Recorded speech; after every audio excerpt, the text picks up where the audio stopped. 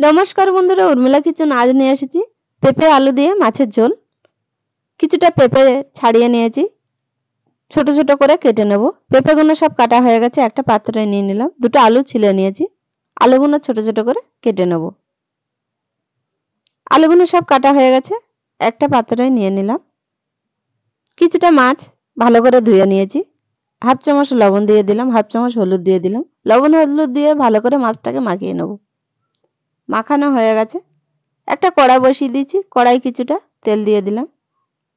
তেলটা গরম হয়ে গেছে, এক এক করে মাছগুলো দিয়ে দেবো। মাছগুলো সব দেওয়া হয়ে গেছে, এক পিঠ ভাজা হয়ে গেছে, উল্টে আরেক পিঠ ভেজে নেব।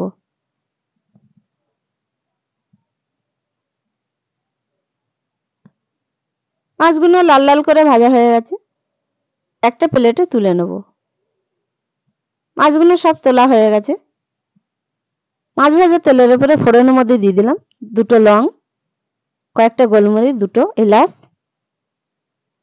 চারটে শুকনো লঙ্কা, হাফ চামচ মতন কালো জিরে। হালকা আঁচে মশলাটা ভেজে নেব। একটা পেঁয়াজ কেটে রেখেছিলাম, তেলের উপরে দিয়ে দিলাম। হালকা আঁচে পেঁয়াজটা ভেজে নেব। এক চামচ আদা ও রসুন বাটা দিয়ে দিলাম। আদা রসুনের গন্ধটা যেন না থাকে, ভালো করে ভেজে নেব। স্বাদ মতন লবণ দিয়ে দিলাম, একটু নেড়ে দিলাম। হাফ চামচ হলুদ গুঁড়ো দিয়ে দিলাম, এক চামচ কাশ্মীরি লঙ্কা দিয়ে দিলাম, হাফ চামচ জিরে গুঁড়ো দিয়ে মশলাটা ভালো করে কষে নেব। মশলাটা ভালো করে কষা হয়ে গেছে, কেটে রাখা সবজিগুলো দিয়ে দেব। সবজিগুলো সব দেওয়া হয়ে গেছে, এবার একটু নেড়ে দেব।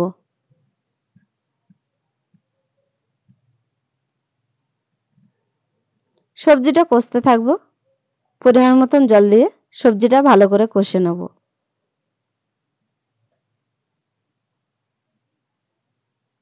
পাঁচ মিনিটের মতন ঢাকনা দিয়ে দিলাম। 5 মিনিট হয়ে গেছে, ঢাকনাটা তুলে সবজিটা নেড়ে দেব। সবজিটা প্রায় কষা হয়ে গেছে, সবজিটা ভালো করে কষা হয়ে গেছে, পরিমাণ মতন জল দিয়ে দিলাম, একটু নেড়ে দিলাম। সবজিটা ফুটে উঠেছে, ভেজে রাখা মাছগুলো এক এক করে দিয়ে দেব। মাছগুলো সব দেওয়া হয়ে গেছে, মাছগুলো দিয়ে একটু নেড়ে দেব। আপনারা চাইলে বাড়িতে এইভাবে বানিয়ে খেতে পারেন, পেঁপে আলু মাছের ঝোল। সবজিটা হয়ে গেছে, লাবিয়ে নেব, লাবিয়ে পরিবেশন করব। সবজিটা হয়ে গেছে, হাফ চামচ গরম মশলা দিয়ে দিলাম, কেটে রাখা ধনেপাতা দিয়ে দিলাম। আপনাদের ভালো লাগলে কমেন্ট, শেয়ার, লাইক, সাবস্ক্রাইব করবেন। ফিরে আসবো নতুন একটি রেসিপি নিয়ে। নমস্কার, আপনারা ভালো থাকবেন, সুস্থ থাকবেন।